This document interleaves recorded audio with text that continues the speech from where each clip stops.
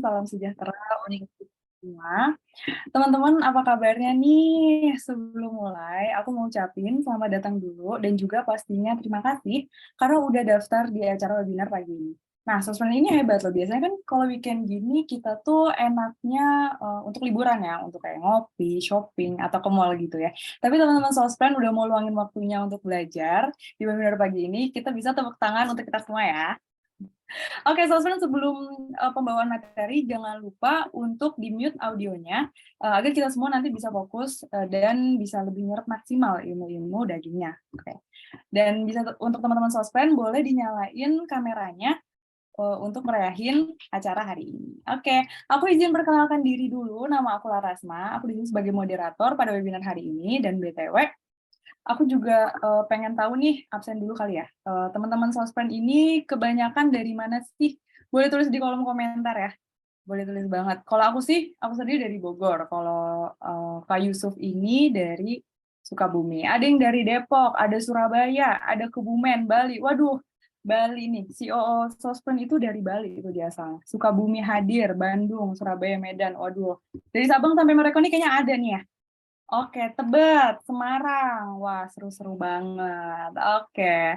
Nah, buat teman-teman, thank you banget udah ngejawab. Buat teman-teman yang udah pernah ikut Sospen program, aku mau ucapin welcome back. Dan kami juga mau minta maaf nih karena baru ngadain lagi. Dan untuk teman-teman yang baru join Sospen program, aku mau ucapin welcome atau selamat datang teman-teman hebat. Jadi, kita tuh dari tadi ngomongin Sospen program, tapi apa sih sebenarnya Sospen itu sendiri? Nah, Sosmed ini merupakan digital marketing kreatif agency yang berdiri di tahun 2021. Yang dimana kita itu punya berbagai macam service, tapi aku spill yang paling best sellernya, yaitu social media handling. Terus kita juga punya namanya digital advertising, dan juga ada website dan tentunya service-service lainnya. Nah, Sospen ini punya Sospen Community, yang mana sebagai tempat untuk Sospen belajar tentang sosial media.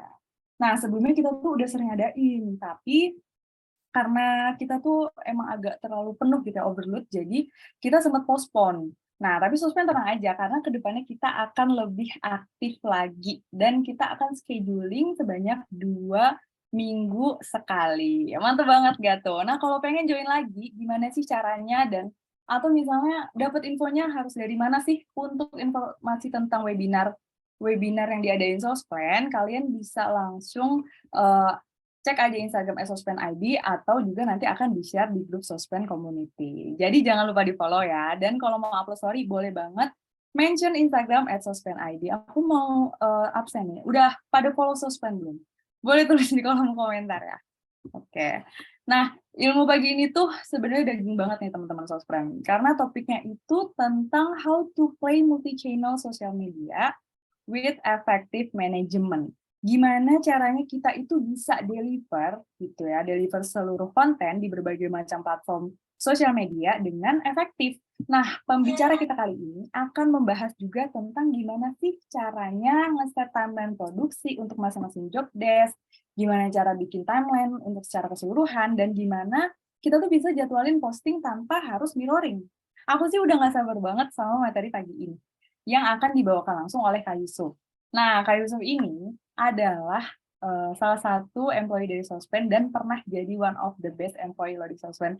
Jadi kebayang nggak sih segimana dagingnya eksekusi Kak Yusuf dalam melancarkan proyek-proyeknya. Oke teman-teman, setelah materi selesai juga akan ada nanti sesi tanya-jawab ya. Yang mau tanya silakan ditanya di link yang di-share oleh admin nanti di kolom komentar.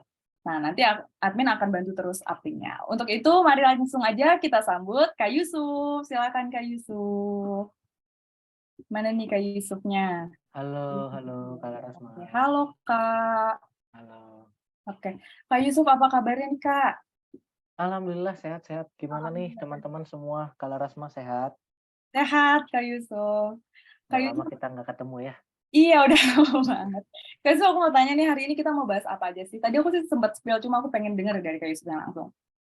Kalau pembahasan di pagi hari ini sebenarnya banyak ya. Cuman memang kita akan lebih fokus kepada bagaimana kita memanage produksi untuk konten-konten di sosial media, terutama di beberapa platform. Kurang lebih kayak gitu sih. Oke, jadi Kak Yusuf ini di Sospen posisinya sebagai?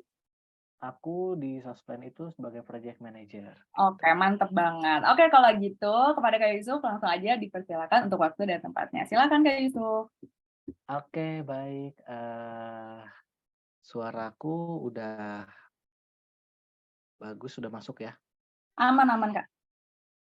Oke, baik, selamat pagi teman-teman semuanya. Ini tadi aku lihat banyak banget nih dari Semarang hadir, dari, Makassar pun ada ya tadi ya, dari Depok juga selamat pagi semuanya, selamat bertemu di kesempatan pagi hari ini. Mungkin, aku cuma pengen mau sampein dulu ya bahwa, di pagi hari ini kita sharing bareng ya, maksudnya aku juga nggak bisa ngasih pembelajaran gitu maksudku, ini kita sharing bareng-bareng aja, kalaupun nanti dari aku ada kurang-kurangnya kita boleh diskusi di sini gitu, karena memang di sini kita fokus di, diskusinya. Mungkin aku izin share screen ya, Kak Larasma ya. Aman, Kak, silakan. Oke, udah muncul belum ya? Udah, Kak, silakan mangga. Oke, baik, jadi aku mau perkenalan diriku dulu. Jadi sebelumnya salam kenal, aku Yusuf Tajiri. Jadi, aku itu sudah berkarir dari tahun 2015, yang di mana di tahun 2015 sampai dengan 2019 itu aku sebagai, penyiar atau announcer dan juga program director di salah satu radio lokal di Sukabumi. Yang di mana di tahun-tahun tersebut itu aku cukup lumayan, apa ya, dari penyiaran, kemudian, membuat suatu program dan lain sebagainya. Jadi, secara overall sih manajerialnya sudah cukup terbangun gitu ya dari tahun 2015. Kemudian di tahun 2019, sampai dengan tahun 2020 nih aku udah mulai masuk ke dunia, sosial media, yang di mana aku, bekerja di salah satu, eee, media on media online di Sukabumi juga, yang di mana aku salah satunya menjadi sosial media officer gitu. Nah, aku mulai masuk ke dunia sosial media itu dari tahun 2019. Nah, kemudian di tahun 2020 sampai dengan 2021 aku masuk di, menjadi salah satu graphic designer di Volker Indonesia yang di mana, perusahaan yang bergerak di bidang, apa ya, agensi event gitu. Jadi memang di sana juga banyak berkecimpung di sosial media, kurang lebih kayak gitu. Kemudian dari tahun 2021 sampai dengan saat ini aku menjadi project manager di Sosbud Kreatif gitu. Nah, sebelumnya aku juga mau sampein dulu nih, sebelum kita masuk ke materi, kita juga harus tahu dulu terkait dengan, apa namanya, karakter dari sosial medianya sendiri dulu gitu ya.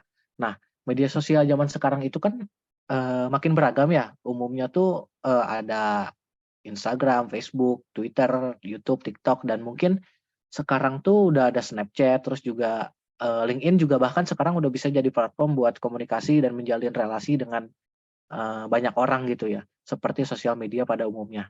Nah, beberapa karakter sosial media itu kita harus paham dulu nih karakter sosial medianya dulu sebelum kita, memproduksi sebuah konten untuk sosial medianya sendiri.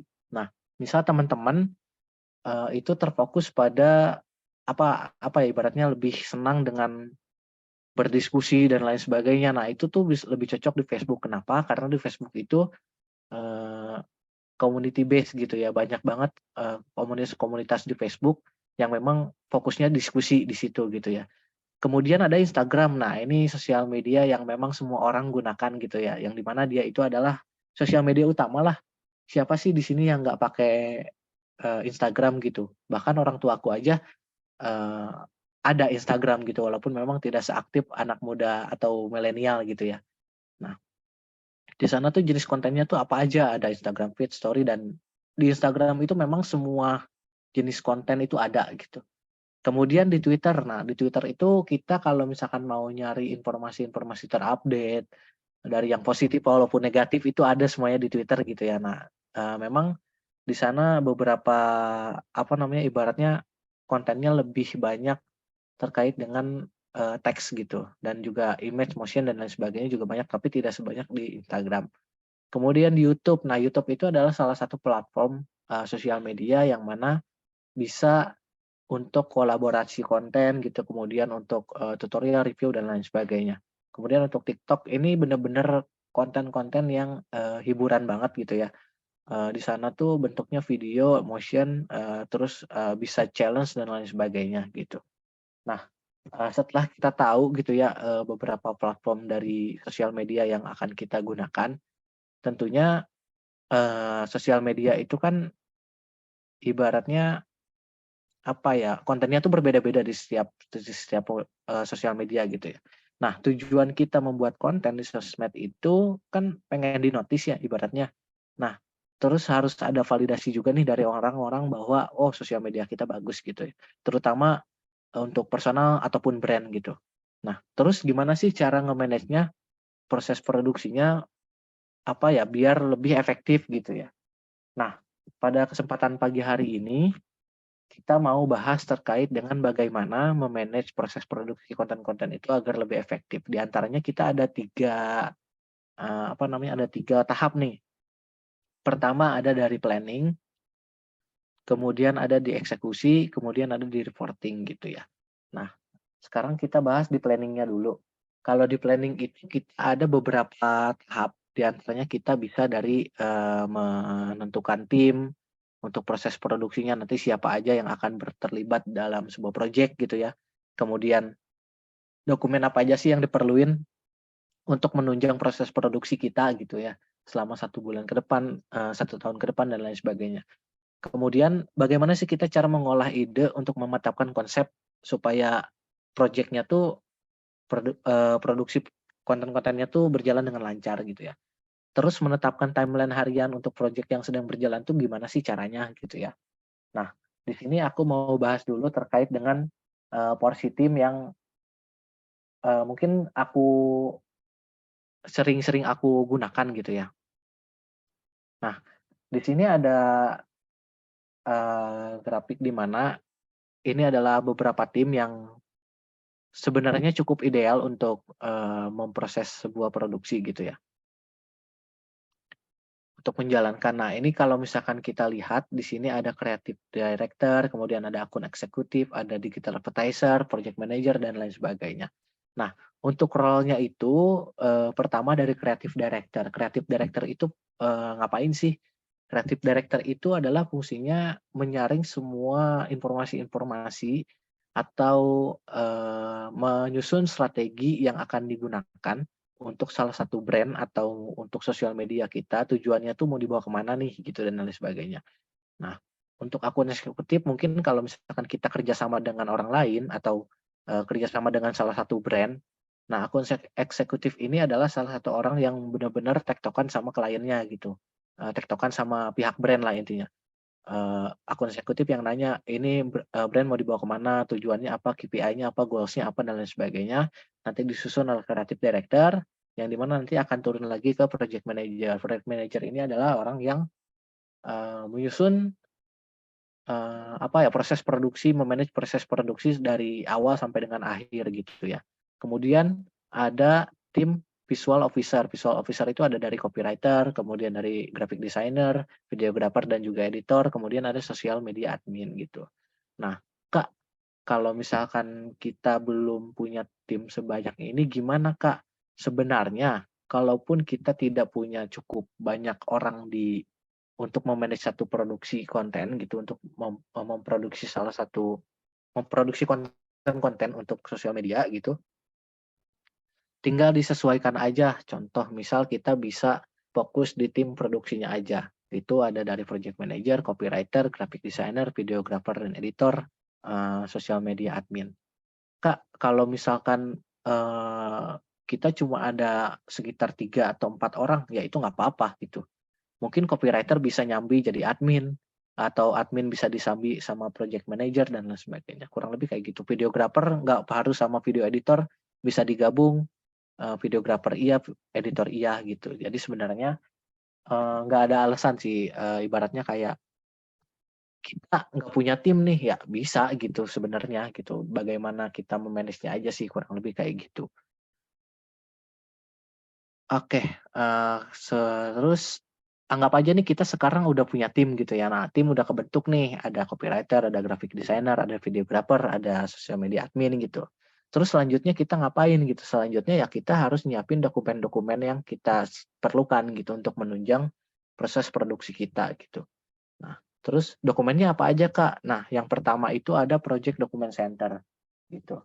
Nah, Project Document Center itu adalah, salah satu dokumen utama ya atau sistem tempat yang digunakan untuk, mengorganisir ibaratnya kayak semua, informasi, semua hal-hal terkait dengan produksi itu ada di sini. Mulai dari projeknya apa, PIC-nya siapa, timnya siapa, brainstorm-nya seperti apa, prompt brief-nya sudah diterima apa belum, timeline produksinya sudah dibuat apa belum gitu ya, timeline postingannya seperti apa, goals-nya apa, problem-nya apa, semuanya ditulis di sini gitu ya.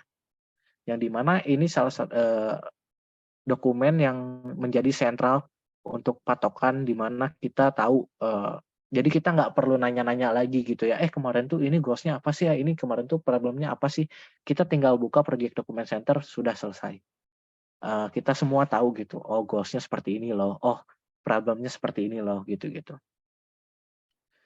Dari sini juga kita bisa tulis, apa namanya, seperti rencana apa sih yang akan kita lakukan gitu ya, laporan jadwalnya seperti apa, anggaran dan lain sebagainya gitu.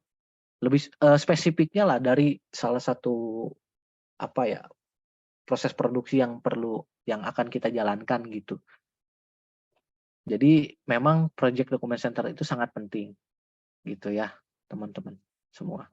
Kemudian ada juga dokumen bernama project note. Nah, project note di sini adalah, eee, fungsinya itu untuk menulis atau, catatan project lah intinya. Jadi untuk menulis, informasi-informasi penting atau pemikiran, pengamatan gitu ya, terus pengembangan, pengembangan dari proyek-proyek yang sudah kita, buat gitu dan lain sebagainya. Terus kalau meeting dengan brand gitu, meeting dengan klien gitu dan lain sebagainya, kita tulis di sini problemnya seperti apa, request mereka seperti apa, request dari creative director seperti apa, terus cara nge-advice-nya seperti apa gitu, kita tulis di sini, yang di mana nanti akan menjadi patokan kita juga ketika kita memproduksi sebuah konten gitu untuk, sosial medianya sendiri gitu ya. Terus evaluasi dari, dari produksian kita juga bisa kita tulis di sini gitu ya. Seperti itu. Nah, sebenarnya dari dokumen, dokumen inti itu ada 2 dokumen tadi, ada Project Document Center atau PDC kita sebutnya, kemudian ada Project Note. Dari 2 dokumen tersebut juga menurut aku udah cukup banget nih, untuk kita bisa memulai proses produksi sebenarnya gitu. Cuman memang ada beberapa dokumen-dokumen pendukung lain, mungkin seperti timeline dan lain sebagainya. Nah, itu bisa dibuat di, satu sheet aja gitu sebenarnya gitu ya. Cuman 2 dokumen itu penting untuk menunjang proses produksi kalian, kurang lebih seperti itu. Nah, sekarang tim udah ada nih, tadi ada creative designer, content planner, dan lain sebagainya. Terus dokumen kita udah lengkap dari project document center, terus meeting-meeting sama klien sudah kita tulis request-nya apa dan lain sebagainya di project note. Terus apa sih langkah yang harus kita lakukan berikutnya. Nah, langkah yang bisa kita lakukan, berikutnya adalah setelah dokumen dan juga tim sudah lengkap, yaitu melakukan brainstorming. Nah, brainstorming itu penting teman-teman. Kenapa? Karena memiliki, beberapa manfaat ya untuk, dapat ningkatin kreativitas terutama, terus, kita bisa berkolaborasi dengan tim gitu ya. Inovasi-inovasi itu akan selalu muncul ketika brainstorming di sini gitu. Ya, ide-ide baru muncul, kemudian, menstimulasi kreativitas dari setiap tim gitu ya, dari graphic designer, dari copywriter dan lain sebagainya gitu. Kemudian, bisa memecahkan masalah juga, misal dari problemnya dari tim, dari satu brand misalkan, "Oh, aku followers-nya pengen naik nih." Nah, di sini di brainstorming ini kita bisa memecahkan masalahnya, apa strategi yang bisa kita lakukan untuk menaikkan followers-nya gitu, atau mungkin wah, engagement rate-nya kecil nih, kita pengen ningkatin. Nah, di brainstorming ini kita olah semuanya, kita, bedah semuanya sampai akhirnya kita mendapatkan, solusinya atau strateginya gimana caranya kita menyelesaikan problem tersebut, gitu ya. Terus, untuk memanfaatkan brainstorming sendiri gitu ya, penting juga untuk, nyiptain lingkungan yang nyaman ketika brainstorm gitu ya.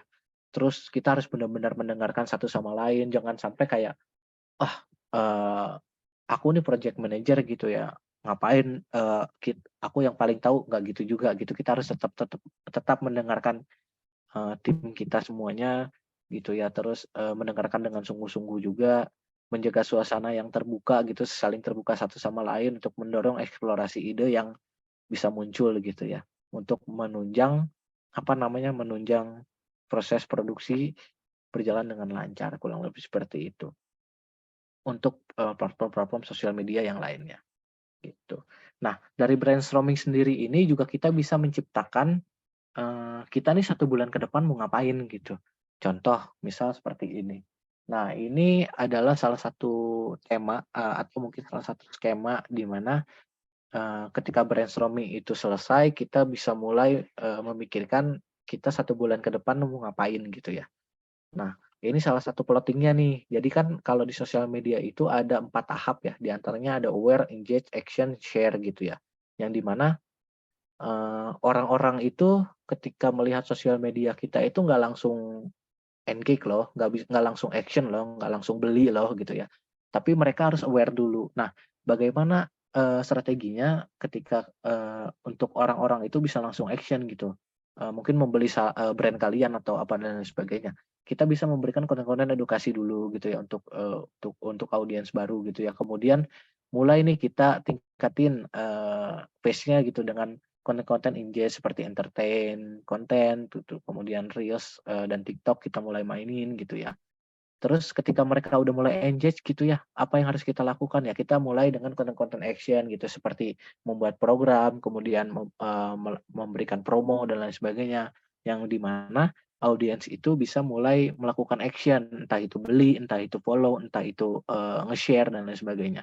Nah, ketika, audiens sudah mulai share gitu. Nah, kita bisa membuat, digital activation atau, lebih ke competition, kerjasama dengan KOL agar lebih banyak lagi orang yang share, hingga akhirnya banyak lagi orang yang aware, engage, action, dan terus berputar gitu ya. Dan followers kita naik, apa namanya, sosial media kita bagus, intinya seperti itu. Nah, itu kan untuk audiens baru. Kemudian kalau untuk audiens-audiens yang sudah, nangkring nih di sosial media kita, apa yang harus kita lakukan gitu ya. Ya kita harus me-maintain mereka gitu dengan, existing audiens yang sudah ada di Instagram kita atau, sosial media kita harus, menjaga mereka nih dengan cara membuat story activation gitu ya, ngangetin akun lah intinya gitu, dengan story ngangetin akun, terus kita bisa membuat digital activation yang di mana itu isinya ada kuis, ada challenge, kemudian ada, giveaway dan lain sebagainya gitu. Untuk, apa namanya, untuk, audiens-audiens yang sudah ada di akun kita, kurang lebih kayak gitu. Dari brainstorming kita bisa menentukan, monthly theme-nya kayak gimana gitu ya, tema dalam setiap bulannya akan seperti apa, eee, terus kita udah dapet nih temanya dalam 1 bulan gitu ya, kita mau ngapain aja. Nah, di mana tahap selanjutnya adalah kita tinggal membuat timeline-nya gitu ya, timeline-nya yang di mana, apa namanya, kita postingnya di hari apa aja, terus konten reels di-upload di hari apa, Instagram story di hari apa, dan lain sebagainya. Nah, ini salah satu contoh, timeline yang aku buat untuk salah satu brand yaitu Xiaomi Shop, Xiaomi Retail Indonesia, salah satunya Xiaomi Shop. Nah, di sini kita lihat ada 1 minggu pertama itu proses produksi gitu ya. Nah, kenapa sih di sini ada proses produksi dulu gitu ya, yang di mana ini tuh mencegah, kita hektik di belakang gitu. Intinya kalau kita sudah mempersiapkan konten-konten dari 1 minggu sebelumnya, itu akan lebih mudah, membuat konten ke depannya untuk proses produksinya. Jadi kita nggak terlalu keteter, nggak terlalu kejar-kejaran dengan timeline gitu. Dan ini juga, strategi di mana biar kita tuh tetap on schedule atau on timeline lah gitu, nggak ngaco timeline-nya gitu ya, teman-teman. Intinya seperti itu. Jadi proses produksi itu diusahakan untuk, harus selalu dilakukan lebih awal agar proses, produksi, upload konten itu berjalan sesuai dengan timeline gitu. Karena ketika kita udah buat timeline TikTok konten, pertama itu di-upload di hari apa, terus kemudian Instagram story di-upload di hari apa gitu ya.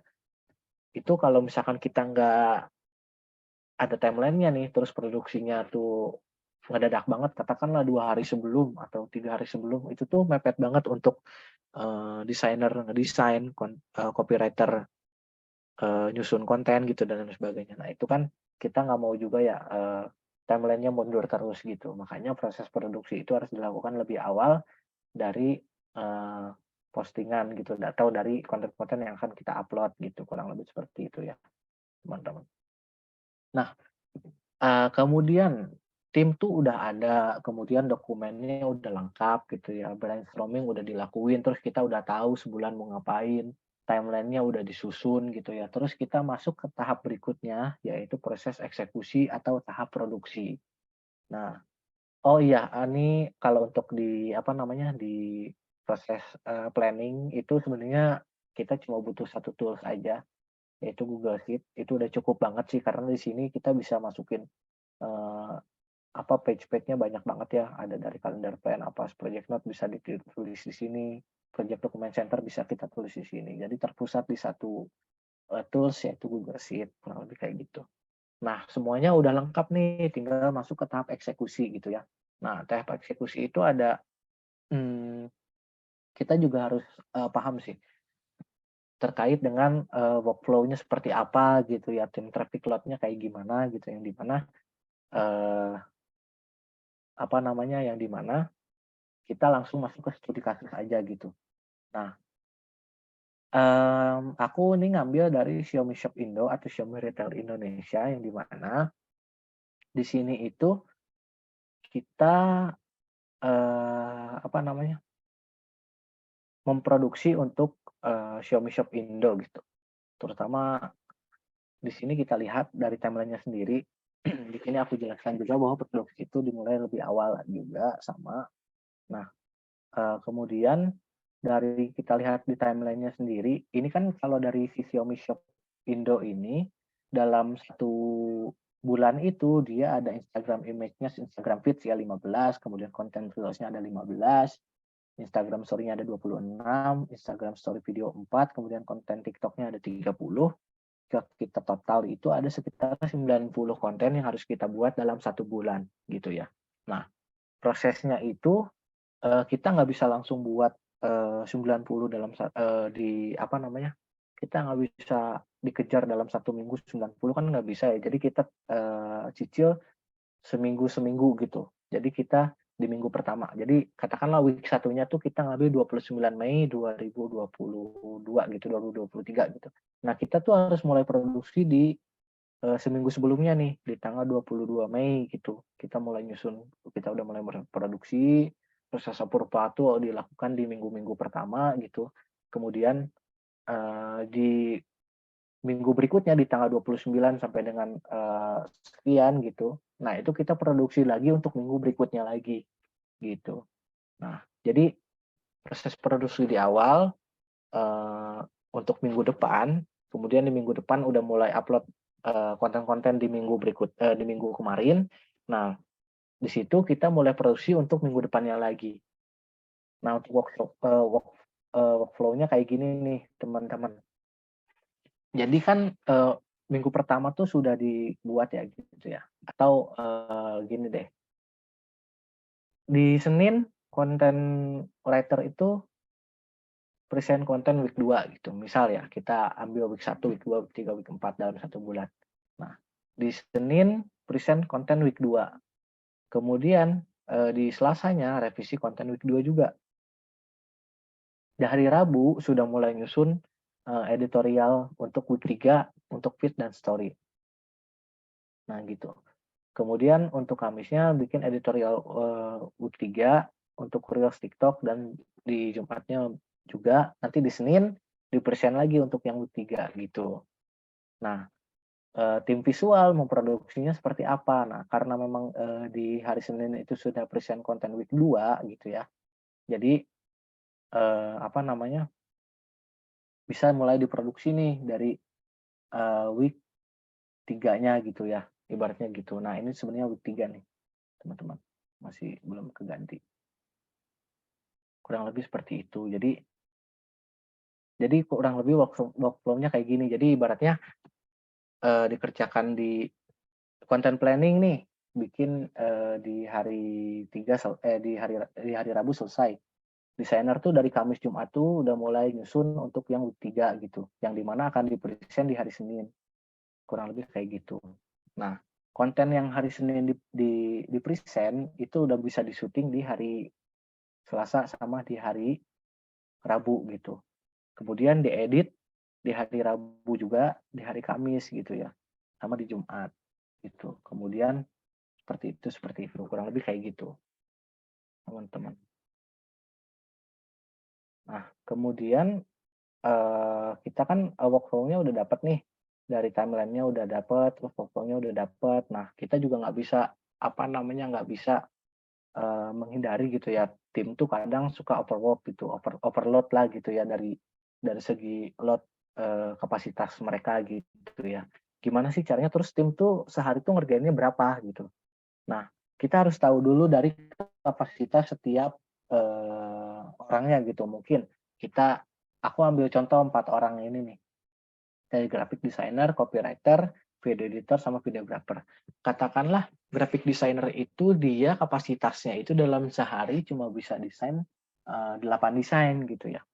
Berarti kalau misalkan kita dalam 1 bulan tanpa dihitung Sabtu dan Minggu itu kan ada 22 hari. Berarti total, dia itu sanggup membuat desain itu 176 desain dalam, 1 bulan gitu. Kemudian copywriter nih 10 konten per hari, terus kalau misalkan 1 bulan itu 220 kan, tanpa Sabtu Minggu gitu ya. Kemudian video editor, videographer juga sama gitu. Nah terus kalau udah dapat kapasitas kayak gini enak nih ngitungnya nih, misal, nah kita lihat dari project yang kita handle. Katakanlah kita ada menghandle 6 project, yang di mana, project-nya itu, service-nya itu ada Instagram Feed, ada TikTok dan lain sebagainya gitu, banyak ya. Instagram Feed, misalkan project A deh, project A Instagram Feed-nya 12, TikTok-nya 10 dalam 1 bulan. Kemudian project B itu ada Instagram Feed 24, TikTok 10, Stories 15 gitu. Ini non mirroring ya teman-teman. Terus, eee, project D itu ada Instagram Feeds 20, Story-nya 10, Reels-nya 6. Nah, itu gimana sih cara ngebaginya? Atau gimana sih caranya bisa lihat atau kita bisa nambah project atau enggak gitu ya. Nah, di sini kita lihat kalau total dari semua konten ini adalah 181 dengan kapasitas copywriter 220, eee, insya Allah harusnya copywriter masih sanggup untuk menerima satu project lagi gitu. Karena kapasitas dia di 220 per bulan, yang di mana untuk saat ini dia hanya mengerjakan 181, kurang lebih kayak gitu sih. Jadi kalau misalkan kita hitung-hitungan gimana sih caranya biar, tim itu nggak overwork gitu. Nah, kurang lebih, skemanya kayak gini aja nih teman-teman bisa nerapin kayak gini. Kita tahu dulu kapasitas timnya tuh kapasitas orangnya itu dia bisa bikin berapa gitu dalam 1 hari, maka dalam 1 bulan dia sanggup bikin berapa, kemudian dari project-project yang kita handle atau project-project yang kita jalanin, itu totalnya tuh ada berapa untuk pekerjaan dia terutama, itu lebih apa enggak. Kalaupun lebih ya kita nggak bisa maksain project itu masuk di kita gitu ya. Kita nggak bisa, apa namanya, maksain si copywriter ini nih untuk tetap ngerjain project misalkan ABCDEFGH misalkan project H gitu, nggak bisa gitu. Solusinya ya paling kita bisa cari, freelance lain atau mungkin nyari copywriter lain gitu untuk, backup dari si copywriter ini. Karena dia udah nggak sanggup kalau misalkan nambah, project H yang katakanlah berapa gitu ya, yang lebih dari kapasitas dia gitu dalam 1 bulan. Nah itu saranku sih jangan dipaksain ya. Nah, kalau dari graphic designer misal nih, graphic designer seperti ini. Jadi, dia itu kapasitas per harinya 8 desain per hari, kemudian kalau misalkan kita kalikan 1 bulan itu, dia bisa sanggup ngerjain 176 desain gitu. Nah, dari project yang dijalanin ini kan nggak semuanya, apa, image ya gitu, nggak semuanya di graphic design gitu. Misal katakanlah kita ngambil project A nih ada 12. kemudian project B 24 ditambah stories-nya 15, kemudian project D itu ada di Instagram-nya 20, tambah stories 10, kemudian di project G ada feed 15, Instagram story-nya 20. Totalnya itu ada di 116 konten dalam 1 bulan dari proyek yang berjalan itu ya. Nah, graphic designer kapasitasnya itu dalam 1 bulan ada 176 desain. Nah, sebenarnya berarti insya Allah harusnya graphic designer itu masih sanggup gitu ya untuk mengerjakan 6 project ini gitu ya. Kalau misalkan bilang, "Oh, graphic designer-nya, wah, slot-nya penuh nih Bang, Bang aku nggak bisa nih Bang," dan lain sebagainya gitu ya. Nah, kita harus tahu juga nih, problemnya di mana gitu. Karena secara kapasitas dia masih sanggup ngerjain, tapi ketika dia ngerasa overwork berarti ada yang salah gitu. Entah itu dari timeline, entah itu dari apa namanya, workflow-nya seperti apa dan lain sebagainya. Nah, itu yang harus kita benahi gitu, yang harus kita benarkan gitu ya. Karena, eee, apa namanya, dari kapasitas ini kita udah bisa ngatur nih, kalau masih ada yang overwork berarti ada yang salah gitu, dari planning yang sudah kita lakukan, kurang lebih seperti itu ya. Kemudian, dari workflow-nya sudah, terus ke tahap produksi ya, ini udah di tahap produksi, kurang lebih seperti itu teman-teman. Kemudian, sampai sini kira-kira teman-teman udah mulai kegambar lah ya, proses produksinya seperti apa dan lain sebagainya gitu ya. Nah, kemudian ketika produksi sudah berjalan gitu ya, sesuai timeline dan lain sebagainya, di mana kita di ending-nya itu harus mulai, eee eee, reporting atau kita mulai mencoba menganalisis proses-proses produksi yang sudah berjalan, mulai dari konten dan lain sebagainya gitu ya. Kita harus mulai menganalisis data dari proyek yang sudah dijalankan gitu ya. Di antaranya biasanya nih kalau tools yang aku pakai itu Iconosquare, tapi banyak juga sih beberapa tools yang apa namanya, yang gratis gitu ya, kayak Hotsuite kalau nggak salah itu gratis ya. Terus, eee, Facebook, Manager itu udah bener-bener, free ya, itu dari Facebook langsung gitu ya, bisa untuk Instagram dan juga Facebook gitu. Atau bisa juga menggunakan, Instagram Insight-nya langsung dari si Instagram-nya, gitu. Nah, ini dari hasil konten-konten yang sudah kita buat, konten-konten yang sudah kita produksi, itu harus kita analisis lagi datanya, apakah konten itu, eee bagus, apakah konten itu kurang menarik dan lain sebagainya gitu ya. Apakah sudah sesuai dengan strategi, apakah KPI-nya, tercapai atau tidak. Nah, kita bisa melakukan monitoring atau apa ya, ibaratnya kayak monitoring setiap hari atau setiap minggunya dengan membuat, metric tracker seperti ini gitu ya. Jadi kita bikin apa namanya, link postingannya apa, reach-nya berapa, engagement rate-nya berapa, komennya berapa, dan lain sebagainya kita isi, terus dari starting followers-nya berapa, terus kemudian target followers-nya berapa, tercapainya berapa gitu ya, kurangnya berapa, persentasenya berapa. Nah, di sini kita bisa tahu nih, mana konten yang bagus, mana konten yang enggak bagus gitu, yang di mana ini juga menjadi patokan kita untuk, evaluasi di bulan berikutnya, kurang lebih seperti itu, ya. Tapi sebelum itu kita juga harus menentukan dulu yang namanya cut off-nya. Jadi kan ibaratnya dari setiap konten itu pasti ada beberapa konten yang kita add gitu ya, atau kita boosting menggunakan ads gitu. Nah, kalau saranku ketika konten sudah masuk, ketika konten sudah oke, mulai posting, itu jangan dulu langsung di-boost. Kenapa? Karena kita juga masih perlu data organiknya, gitu. Data organiknya itu untuk apa? Karena untuk si metric tracker-nya ini tadi. Agar kita bisa menganalisis nih secara organik kalau, secara ads kan itu udah pasti ya, maksudnya, udah ada targeting-nya, ke usia berapa dan lain sebagainya. Namun secara organik kan kita belum tahu nih, atau maksudnya, secara organik gitu. Jadi kita tahu nih, kita tentukan dulu cut off-nya sebelum kita boosting konten tersebut menggunakan ads gitu. Nah, waktu yang ideal itu rata-rata itu di H+7 atau seminggu biasanya ya. Nah, misal ini konten kita upload di tanggal 4 April gitu ya.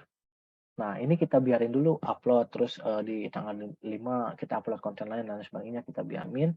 Nah, di tanggal 10 itu kita cut, set sorry, kita cut untuk data organiknya. Jadi di tanggal 11 itu konten di tanggal 4 April itu udah bisa di-boosting. Nah, di rentan waktu inilah kita tetap mengambil data update setiap harinya untuk konten satu ini, gitu. Dan kita mulai masukin ke sini, gitu. Kita update setiap hari sampai dengan tanggal 10, sampai dengan tanggal 10 April gitu, untuk mendapatkan data organik yang ideal ya, kurang lebih seperti itu. Di tanggal 11, udah kita nggak perlu ngambil data lagi karena memang di-ads dan lain sebagainya. Atau kalaupun nggak di-ads, kita bisa tetap update datanya sih. Kita lihat selama 2 minggu ke depan, itu seperti apa progres dari si kontennya kayak gini kan kontennya ini gitu ya. Karena sebenarnya dari dalam jangka waktu seminggu juga udah kelihatan sih, nah ini kontennya bagus apa enggak tuh udah kelihatan gitu. Karena dari like-nya mungkin entah dari engagement rate-nya seperti apa, kayak gitu. Nah, setelah kita menentukan cut off-nya jelas gitu ya, terus, kemudian kita udah mulai monitoring setiap minggunya, setelah datanya sudah kekumpul dari semua konten dalam 1 bulan, langsung kita susun, monthly report-nya. Itu selalu kita update setiap bulan gitu ya. Yang di mana, di monthly report ini kita update data-data yang benar-benar terperinci mulai dari engagement berapa, impression-nya berapa, reach-nya berapa, like, comment, save-nya berapa, sampai, kita nemu nih beberapa konten yang, menurut kita bagus daripada konten-konten yang lain gitu ya. Nah, di antaranya ada, 2 konten tersebut gitu. Nah, dari 2 konten tersebut kita juga coba cari atau kita coba findings lagi gitu ya. Kenapa sih konten ini bisa bagus gitu? Kenapa sih konten ini bisa sampai, dapetin engagement rate-nya 8,23% gitu. Nah, kita mulai findings gitu ya dan lain sebagainya. Kita mulai findings, kenapa konten ini bagus, kenapa, contoh misal Reknibat Esensial. Nah, ini kan kita bahas tentang earphone ya. Earphone ini kan aksesoris penting bagi masyarakat dalam kehidupan sehari-hari yang di mana konten tersebut juga bisa relate dengan, audiens gitu ya. Karena sekarang ini banyak banget orang yang udah nggak bisa lepas dari earphone karena dia juga lebih portable dan lain sebagainya. Itu kita findings juga gitu dengan beberapa data yang kita cari gitu ya, kurang lebih seperti itu.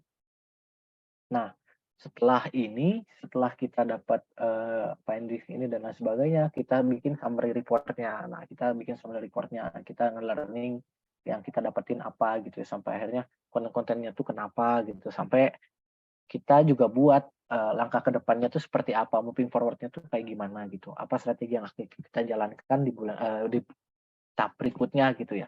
Terus setelah kita dapat, learning-nya seperti apa, terus kita dapat, ke depannya mau kayak gimana, terus ngapain lagi nih, ya kita balik lagi ke planning lagi, yang di mana kita brainstorm lagi, kita mulai susun lagi, apa namanya, strategi 1 bulan ke depannya ngapain lagi gitu ya. Kemudian, eee, nyusun timeline lagi untuk, eee, dari hasil brainstorming dan lain sebagainya, kita eksekusi lagi, sampai akhirnya kita reporting lagi, kita listening lagi ya, terus planning lagi. Kita tuh di situ-situ aja. Jadi intinya semua tahapan ini tuh sangat berpengaruh terhadap proses produksi untuk konten-konten yang kita upload, di beberapa channel sosial media, kurang lebih seperti itu.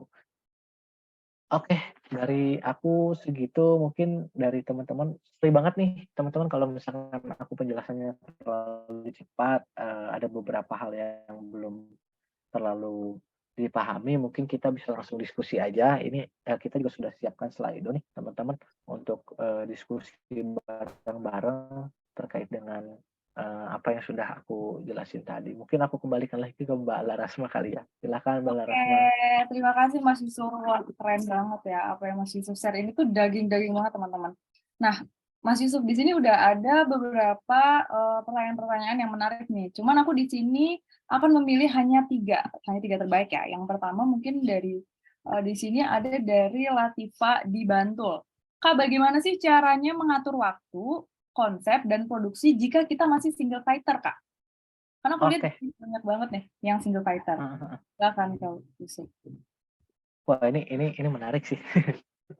Halo Kak Latifah dari Bantul, selamat, siang ya Kak. Aku Bantul, mungkin aku cuma bisa, kita sharing aja kali ya. Jadi bagaimana cara ngatur waktu, konsep, dan produksi jika kita masih single fighter, jadi kita masih sendiri gitu ya. Nah sebenarnya dengan cara planning tadi, kita tetap bisa sih sebenarnya Kak Latifa ya. Kalaupun kita masih sendiri, kita masih bisa juga gitu untuk ngatur waktunya. Cara ngatur waktunya kayak gimana? Ya kita mulai planning aja gitu. Kita mulai planning, kita kasih benar-benar kita mapping dulu sih sebenarnya. Mapping apa ya? Karena kita bisa bikin timeline-nya juga. Kita mulai katakan lagi nih lebih simpelnya. Coba bentar ya, aku boleh.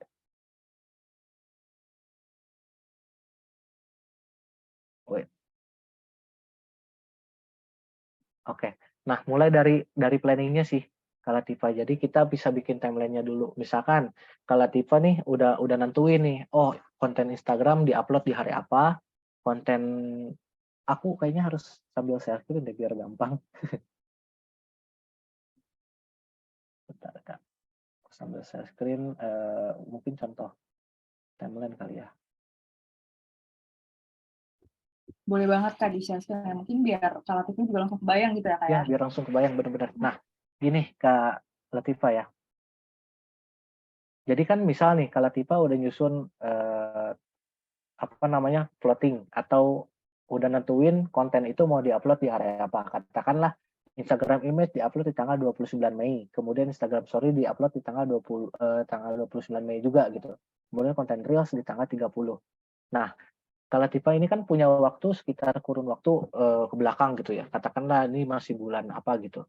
Nah ini kalau Tifa tuh harus nyusun dari jadwal postingannya dulu, baru ditarik ke belakang nih, kira-kira sanggup nggak ya kalau kita ngerjainnya di tanggal segini tanggal segini tanggal segini tanggal segini tanggal segini gitu. Jadi udah kebayang nih, jadi kita ambil panjang dulu kayak gini, gambarannya, Kak Latifah simpen konten yang akan diposting tuh di tanggal berapa, untuk Instagram, untuk TikTok tanggal berapa. Nah itu kan kita bisa tarik mundur, oh kalau misalkan syuting di tanggal segini, berarti hari ini tuh ngedit, hari ini mulai bikin nyusun kontennya, hari ini mulai ini gitu. Jadi bener-bener harus ditarik jauh dulu sih Kak, biar biar kebayang nih kita proses, oh hari ini ngerjain ini, hari ini ngerjain ini, hari ini ngerjain ini, hari ini ngerjain ini, sampai akhirnya kita upload di tanggal segini. Itu sih. Jadi bener-bener day to day-nya harus bener-bener di ini sih. Atau kalau misalkan pengen apa namanya, lebih ke gambar, bikin timeline yang lebih spesifik lagi. Misal upload konten, terus planning konten, nulis kontennya kapan, terus produksi kontennya kapan, revisi kontennya kapan gitu, terus dibikin lebih panjang lagi. Kalau ini kan kita cuma bikin kayak Instagram feed-nya di-upload tanggal berapa tanggal berapa tanggal berapa. Nah, ini bisa dijabarin lagi nih lebih panjang lagi.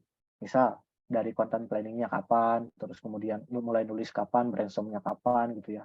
Kemudian, produksinya di kapan, ngeditnya di kapan gitu, ngedesainnya di kapan dan lain sebagainya sampai akhirnya, ke sini mulai upload, kurang lebih kayak gitu sih kalau dari aku ya.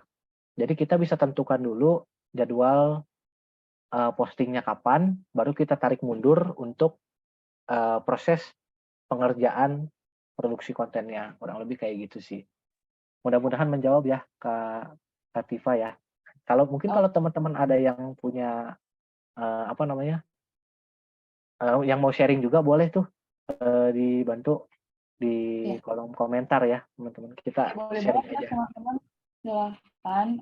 Oke, selanjutnya, terima kasih Kak Ucup, Kak Yusuf ya, karena udah nge-share jawaban dari Kak Latifah. Oke Kak, terkait dengan tadi lagi bahas timeline nih, ada pertanyaan yang menarik nih Kak. Apa sih Kak yang harus dilakuin kalau timeline-nya itu kegeser? Karena misal revisi sampai makan banyak waktu, itu gimana tuh Kak Yusuf tuh?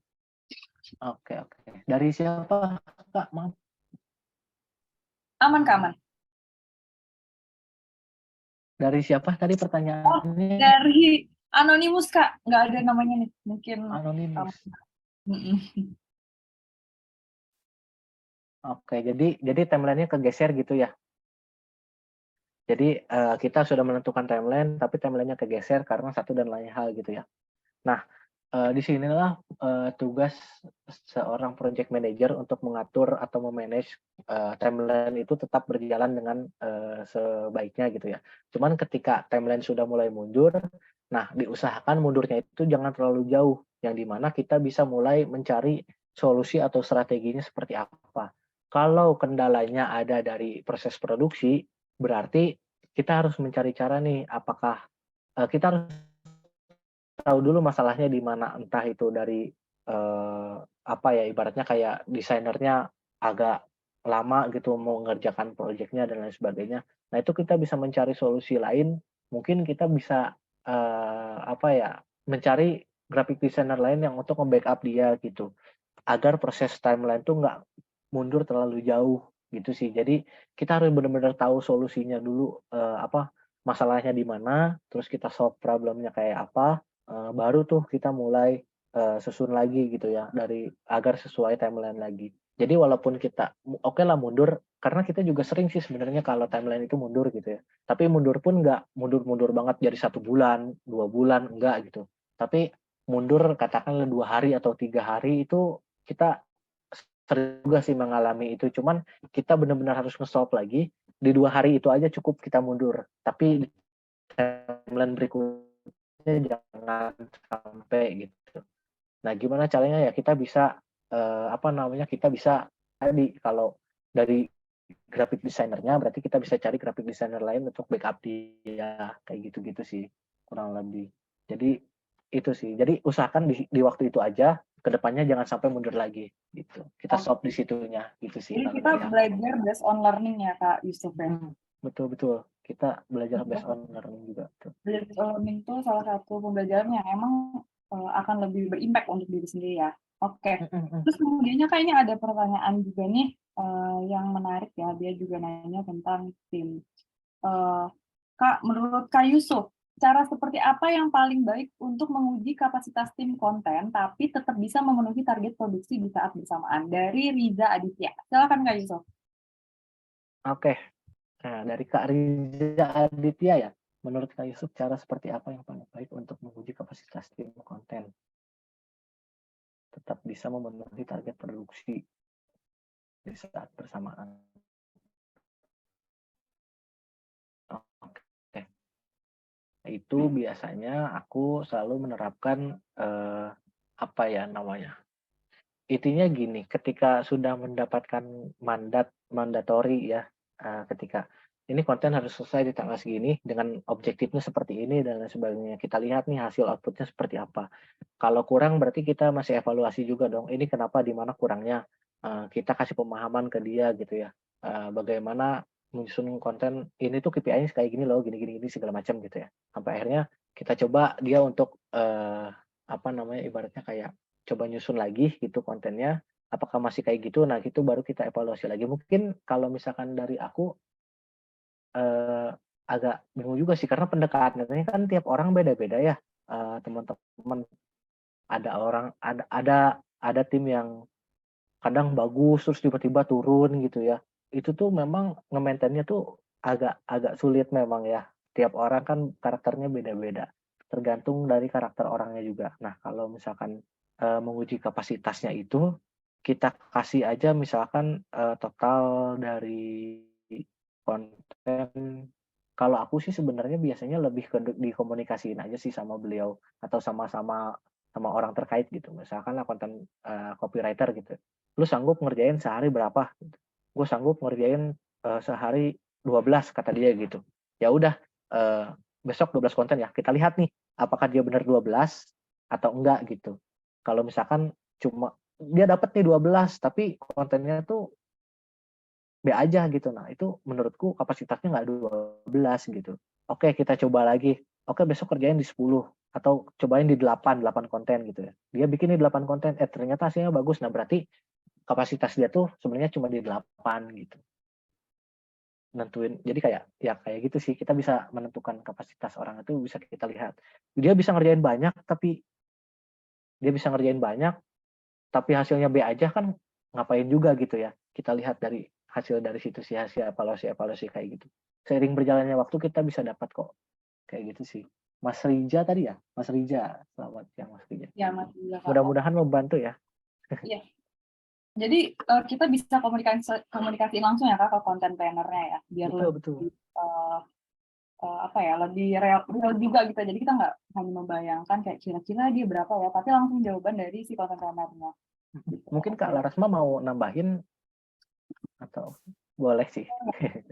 Oke, boleh kalau mungkin kalau dari aku biasanya juga, langsung nanya ke orangnya, biasanya tuh, kamu misalnya kamu tuh satu hari itu bisa ngedesain berapa? Misalnya dia bilang, 5, tapi aku make sure lagi, ini 5 ya. Jadi, dia sebagai, apa namanya, graphic design itu juga, responsibilities akan, statement yang dia sampaikan bahwa dia komit itu di, 5 satu harinya. Sehingga, ketika kita set timeline, itu akan lebih apa ya, lebih, inline dengan timeline-nya. Jadi kalau misalnya kayak Senin 5, Selasa 5, Rabu, Kamis, Jumat 5 gitu ya. Berarti udah berarti itu misalnya udah 25. Nah, misalnya 25 dalam seminggu, sementara apa namanya, deliverables-nya itu 25 dalam sebulan, berarti dalam 1 minggu itu sebenarnya udah selesai semua, kayak gitu, untuk, hubungannya dengan timeline-nya. Kalau dari aku sih kayak gitu, di sini sebenarnya ada dari COO kita sih, namanya Mas Jody. Mungkin Mas Jody bisa nambahin ya pertanyaan dari si Riza di sini. Karena pertanyaannya menarik banget, silakan ya Mas Jody. Oke, sorry off cam ya, lagi di luar. Halo teman-teman semuanya, terima kasih Mbak Larasma, tembakan dadakannya. Tadi boleh diulang pertanyaannya? Oke, jadi pertanyaannya itu gini Iya, Kak, benar. menurut Kak Yusuf, cara seperti apa sih yang paling baik untuk menguji kapasitas tim konten, tapi tetap bisa memenuhi target produksi saat yang bersamaan gitu? Oke, tadi udah dijawab sama Mbak Larasma sama Mas Yusuf juga sih, semuanya sebenarnya. Eh Tadi caranya Mas Yusuf buat ngitung, jadi tetap setelah ditanya juga tetap habis itu diambil diambil dimonitor juga gitu, dievaluasi juga. Ini kalau misalnya dia, let's say dia bilang bisa desain 5. Setelah dia desain 5, apakah sebenarnya dia itu benar-benar dilihat ya, kalau misalnya 5 desain dia benar-benar penuh, apa masih masih kayak ada gabut-gabutnya, atau mungkin ini 5 tuh karena dia kerjanya mungkin ya ada ekspektasi yang kalau misalnya dibilang desainnya 5, kalau misalnya itu terbilang sedikit, itu karena dia desainnya lama atau enggak, atau gimana gitu. Nah, itu biasanya disolusinya ya kalau dari sosmed sih kita kita guide langsung gimana sih caranya supaya lebih kerja itu lebih efektif dan efisien, dan ditargetin juga. Ini lu bisa sekarang desain 5. Nggak mungkin dong selamanya lu bisa maunya desain 5, ditargetin nih di bulan depan atau di bulan kedua gitu. Bisa ya nambah satu, bisa ya nambah satu lagi sampai benar-benar ya memang kita based on logic aja. Kalau misalnya kapasitasnya ya udah memang maksimal dia bisa di 8 gitu pada akhirnya. Berarti itu kapasitas logik, kalau based on logiknya segitu ya segitu gitu. Terus di compare juga sama tim yang lain, misalnya satu graphic designernya ada 2, di compare, yang satu bisa 5, yang satu bisa 8. Nah itu kan pertanyaan tuh, yang 5 kenapa bisa 5 gitu, yang lainnya kan bisa 8.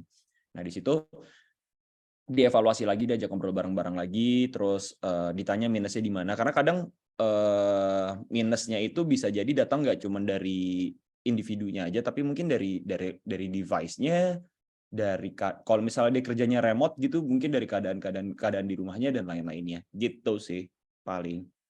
Oke, mantap banget. Jadi, tujuannya bagus juga ya, agar, si employee-nya ini tuh juga bisa improve di setiap bulannya gitu ya, Kak Jody ya? Keren banget. Terima kasih Kak Jody atas jawabannya. Oke, jadi tadi 3 pertanyaan, menarik yang udah aku bacain itu merupakan pertanyaan, terakhir untuk, acara webinar hari ini. Oke, teman-teman, kita mau remind kalau nanti rekaman ini akan di-share di grup dan juga, jangan live grup, apa namanya, Suspend Community juga. Jangan lupa follow untuk, tahu info lebih lanjut dari Instagram @suspend.id. Oke. Nah, terima kasih Kak Yusuf, atas waktunya ya, sudah memberikan materi-materi, yang daging banget sehingga kita semua bisa belajar bareng-bareng di sini. Oke, aku mes nih sama teman-teman Sospren yang hebat yang masih sendiri. Nah, untuk menutup, acara hari ini, aku mau kasih satu quotes untuk teman-teman Sospren yang masih merintis sendiri. Aku tuh dapat quotes ini dari Kak Yusuf Tauhiri. Dia selalu bilang gini, "Terbentur, terbentur, terbentur, lalu apa Kak? Terbentuk. Terbentuk." Itu Oke. quotes-nya Tan Malaka sih. Oh, itu selalu ala kata Kak itu selalu memegang teguh apa quotes itu. Oke, kalau gitu terima kasih untuk partisipan yang sudah hadir. See you on next webinar. Mungkin karena ini banyak pertanyaan tentang konten, mungkin nanti next webinarnya bisa di-share tentang konten juga. Thank you so much yang udah hadir. Terima kasih atas antusiasnya. Saya Lara Soma, saya undur diri. Selamat siang. Selamat siang. Selamat siang. Guys, aku pengen ini dulu, foto bareng dulu boleh nggak? Oh iya teman-teman mungkin boleh di on cam-in dulu untuk foto bareng, pas foto bareng yuk boleh di on cam-in. Atau dokumentasi oleh admin ya. Silakan. Nanti jangan lupa di tag ke Instagram sospen.id ya terkait materi-materi yang udah Kak Yusuf bawain. Ayo yang lain on cam boleh. Yuk. Nanti dari admin boleh di screenshot ya. Udah on cam semua belum nih?